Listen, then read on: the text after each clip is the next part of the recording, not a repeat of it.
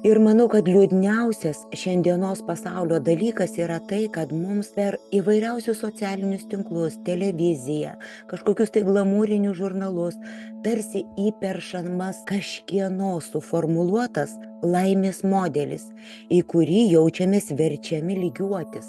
Bet laimė negali būti universali, laimė negali būti ta pati tinkama visiems.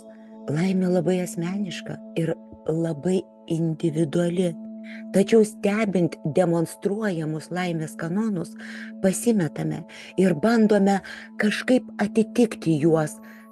Taip iš tikrųjų, išduodant tikrąjį save, kažkaip tarsi gėdijantis būti savimi, turėti savo supratimą ir bandome pasiekti ir turėti tai, ką kiti vadina laime. Ir tai kaip tik daro mus nelaimingais.